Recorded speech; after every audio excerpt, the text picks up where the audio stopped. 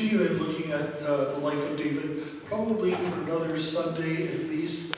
I'm not sure, but we're getting close to having looked at most of the incidents in David's life, if you've been here all summer with us. This morning we want to go to a time in David's life when Saul is gone, and it's time for him to bring the kingdom together, to tie knots, to make sure that everybody is being looked after and everything has come to an end. And so David asked this question. He says, and David said, is there still anyone left of the house of Saul that I may show kindness for Jonathan's sake? Now, there was a servant of the house of Saul named Ziba, and when they called him to David, and the king said, are you Ziba? And he said, I am your servant. And the king said, is there not still someone in the house of Saul that I may show kindness, the kindness of God to him? And Ziba said to the king, there is still the son of Jonathan. He is crippled in his feet.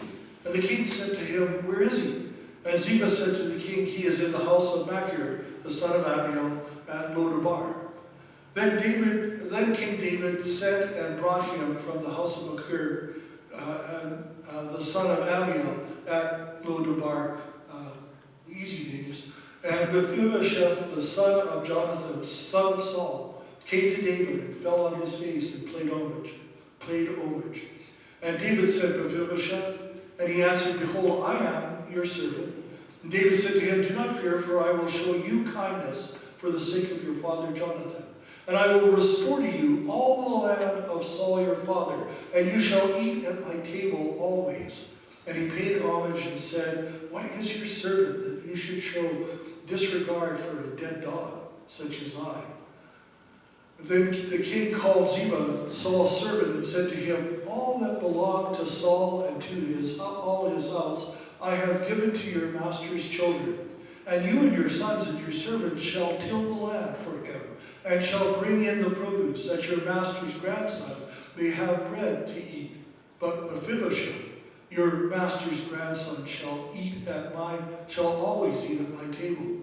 Now Ziba had 15 sons and 20 servants. Then Ziba said to the king, according to all that my lord the king commands, his servant will do. So will your servant do. So Mephibosheth ate at David's table, like one of the king's sons. And Mephibosheth had a young son, whose name was Micah. And all who lived in Ziba's household became Mephibosheth's servants. So Mephibosheth lived in Jerusalem, and he ate always at the table, at the king's table. And now he was lame in both feet. If you remember the account of Mephibosheth having his legs crippled, it was during a time of great uproar in the city, and his nursemaid picked him up and went to run with him and tripped and fell, and I guess broke both his legs, and he never fully recovered out of that, crippled for the rest of his life. We've spent a few weeks trying to gain an understanding of King David, and I hope that God has blessed you and it's helped you along the way. Don't forget, David is the man, the one, who was called by God himself a man after my own heart. When we get to heaven, I think that all of us will be waiting to hear those wonderful words, well done, my good and faithful servant. But wouldn't it be special if God also tied to that phrase, a phrase for us that said, and you, my beloved son, my beloved daughter, you are a person after my own heart. Thank you for being my representative on earth. David was the first in a long line of nobility. A long line of nobility that ends with the forever king, the Son of God, the Son of Man. And because David is the great, many-time great-grandfather of the Christ, we know that the Christ, the Messiah, is a king not just on this earth, but a king forever in the eternals. And I hope that we have seen the hand of God in David's life, that somehow in the midst of trials and troubles and conflicts and all sorts of things, we've been able to see that God is able to produce good fruit. And that good fruit is also dependent upon need to be seeking and keeping God's will as much as possible, to see Him work in our lives, and to honestly live in front of our friends and our neighbors and our church, but even more important, to honestly live in front of ourselves. That we don't lie to ourselves and do things that are not good. What does a man of God's own heart look like? If David is that sort of man, what sort of things have we discovered about him? Well, one thing I think is that we've seen that in David's life, God is with him, but God's with him for his success. It's not for failure that God has come alongside him, but to give him success in his life. David, we know from early on, was willing to take on all sorts of things that other people were afraid of. I remember the story of Goliath, where David was the only one out of the nation of Israel who stood up to Goliath and was able to defeat him. Why? Because David was a better man? No, because the Lord, his God, went with him. David was also a man similar to us in that he saw how deep sin could go. He was a man who was responsible for the death of one of his good friends, for an illegitimate pregnancy, for the death of that child as well. And when we look at his life, we see all of those things taking effect upon him. I know that, at least I would bet, if I was a betting man, that none of you have ever done the things that David did. And when we read the Psalm, Psalm 22 in the 51st Psalm, we see the heart of David crying out to God, how could I have been so wicked? How could I have made such grave mistakes? How could I have hurt the people around me so much? And David would also discover in the midst of that our God, his God, was a God of grace. His God could forgive even the most deep and unforgiving of our sins. That God is there to help us through, in spite of where we've been and what we've done. We also see in David's life holding on despite the circumstances. That David was loyal to God and was honoring God in all of his life. And it not only was for David's sake, but it was also for the people around David's sake. And David was one of those people who could bring honor and glory and truth and honesty out of the worst places of all. He showed great leadership, David. There were no wasted opportunities in David's life. When he saw an opportunity, he went for it. Sometimes we hold back too much. We don't trust our God enough to take those bold steps, and we need to sometimes take steps into nothingness. Take steps of faith in which we're not sure how God is going to protect us, but we just simply trust him. And finally, I think that we've learned that David was someone who did things outside the box. He didn't paint or didn't color inside the lines all the time. You know, there's a specific reason for that, and that is that there are many men who have tried to put God into a perfect box. They've said, this is the limit, and this is the limit, and this is the limit, and that's the limit, and we're going to place God in that box, and every time we want to find out what God has to say, we just simply look at the limits. But that's wrong. We need to also understand that there are no limitations to our God, that he can do anything that he so desires to do. And he can make it happen because he is God. Those are some of the things that we can say about a man after God's own heart. One more this morning I want to talk about. When David was anointed king, there was a pattern that was established in the nation of Israel. And it lasted for almost 500 years. That pattern was that the nation of Israel, which should have been one place together, became a place of civil war. For almost 500 years, that civil war went on in the nation of Israel. Different participants at certain times, different ways of doing things. Sometimes, for some of you, you'll hear the preacher talk about the northern kingdom and the southern kingdom. That's the north and the south, like in the American Civil War. That's the civil war that was going on. Everybody wanted to win. Everybody wanted to say, God is on our side. And it didn't often matter to them which God was on their side. They just were sure that a God was on their side. David was anointed king by a man named Samuel. But he was anointed king in the middle of King Saul's reign. And that in itself was troublesome. David, I think, shows us a lot of care in how he deals with those very tricky situations. A soldier wants a few things in their lives. I've known a few men and women, people who have served, people who have gone into battle, and other things. And you find out very quickly what is really important to their heart, and probably important to all of our hearts when we're put in the way of danger. And that is that a soldier, what he really wants to do is he wants to be able to lay down his arms in peace and go home. He wants to be able to celebrate his children's birthdays, and his birthdays, and his wife's birthdays, and Christmas, and Easter, and Thanksgiving, and all the things that we celebrate. He wants that. He doesn't want to go out there and murder someone. He doesn't want to go out there and kill someone. But sometimes he's placed into that sort of a situation. Also, they want to somehow have a life that's blessed, have a life that is comfortable. They think to themselves, we were willing to put our whole selves on the line for our country and for the people who are there. We hope, we expect to receive back from them their help and their honor as well. On November 11th, 1918, we celebrated as a planet.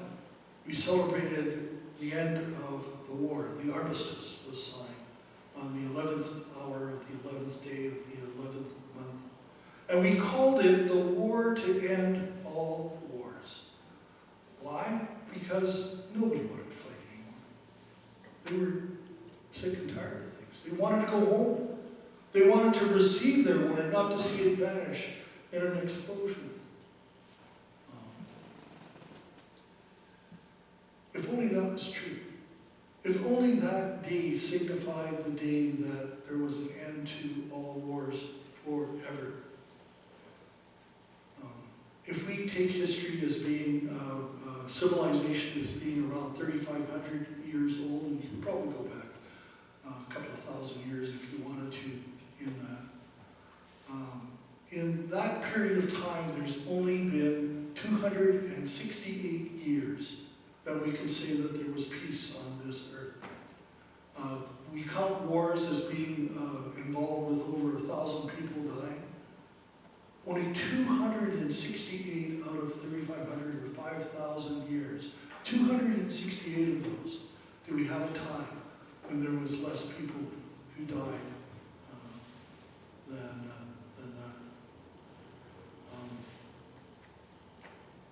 Now, it's always been practiced, of course, for warfare that soldiers are supposed to receive tribute. They're supposed to receive honor. They're supposed to receive help.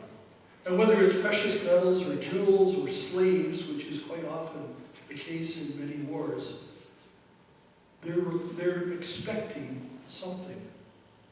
But David is revealing the heart of God in this passage. And as Paul says, bless those who curse you. Bless and curse not.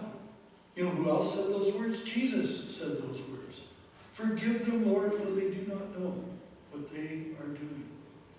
If anyone had a reason to be overjoyed by his victory in the death of Saul, it was David.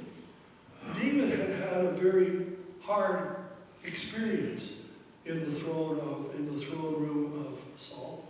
He had spears thrown at him in the middle of dinner. That's always a nice way to treat your dinner guests. When you come to our place, we'll give you a shield. It's okay, and you'll be able to help yourselves. But there are some estimates, and I think that David was forced out into the wilderness for 14 years. 14 years living on the desert. 14 years where he could say, I used a stone for my pillow. You gotta really be desperate to use a stone for your pillow. Joyce and I love camping. We camped with our kids for a number of years. We started off pretty meager and ended up pretty meager as well. We started out by borrowing a tent from some friends, big, huge tent. And we went out with a couple other friends who'd been bugging us to go camping with them. So we went out to Slave Lake, to one of the